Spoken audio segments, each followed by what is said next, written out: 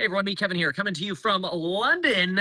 We got to talk about an AI stock opportunity and why I think it is a more than double, probably even more than that. I think it could potentially double by the end of the year and go way beyond that over the next four. So, cheers to that. Okay, first, to underlay this thesis, you have to know that what really got me thinking about this more in just the last few days was some institutional research that was actually I was reading on Intuit. I was supposed to be reading about Intuit, and then I got onto this tangent about this other stock and this opportunity that's happening elsewhere. And so let me read you this. Intuit is conducting a review, like QuickBooks, Mailchimp, right? They're conducting a Credit Karma as part of that. Intuit is conducting a review for its U.S. media account worth $1 billion. So a media account is basically how Intuit advertises their AI services. In what appears to be one of the largest pitches of the year. The review, supported blah, blah, blah, blah, spans into its entire business, QuickBooks, TurboTax, MailChimp, Credit Karma, blah, blah, blah.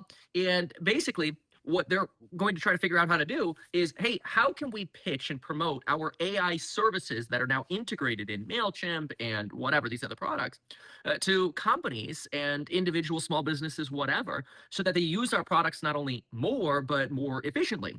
And then after that, I got off the plane and I start seeing ads in the terminal at London Heathrow. This is a particular company here. This is called Cohere. This is a Canadian multinational company. They've got like $250 million in revenue already, which is actually pretty freaking impressive for 450 employees that they have. And then right after that Cohere ad popped up, I saw this ad, and I'm like, wait, I thought you guys were like totally crushing it with revenue. Is this really just, unless they're doing the Starlink strategy? But I was kind of surprised. I'm like, what? Really? Claude is having to advertise? So then I see these Claude ads too, and it's basically just banner after banner of AI ad, AI ad. And I'm like, huh, this is really interesting. See, Starlink did this as well before IPO, so maybe this is just a strategy.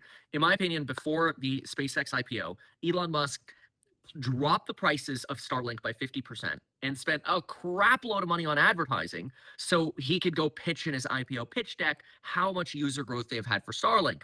Now, I'm not bagging on that strategy. I think that's what companies do before IPO. I'm bringing that up to say that Claude advertising could be an IPO pump to really pump up those user numbers before IPO, or given that they're right next to this Cohere ad, and this is all being started with sort of this Intuit discussion, it's entirely possible that the next frontier for big dollar halas in investing isn't necessarily investing in the AI companies themselves, but potentially investing in some of the biggest advertising names in the world.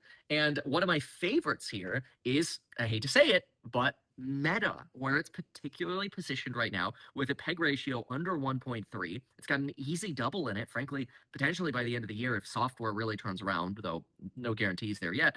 But its valuation would support a double by the end of the year, and much more than that over the next 4 years, potentially 4 or 5x, pretty rapidly. Now, what's fascinating is there's some institutional research that indicates that advertising agencies have been growing faster than Goldman Sachs researchers have been predicting. Their models have been predicting a certain set of growth, and they're actually seeing advertising inflect upward, particularly because of spend by large AI companies. So really, what seems to be like, I'm already convinced, mind you, that Claude, Gemini, Grok, all of them are basically commodities.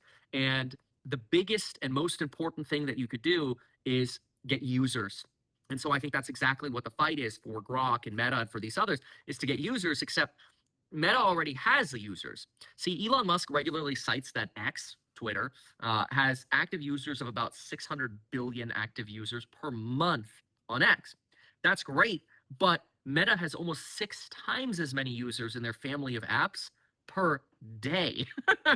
So Elon's using the monthly figure for X, which, I mean, I personally, I have my X usage has plummeted. I mean, you follow me on there the rare time I post, although I don't think they really promote the stuff I post anyway.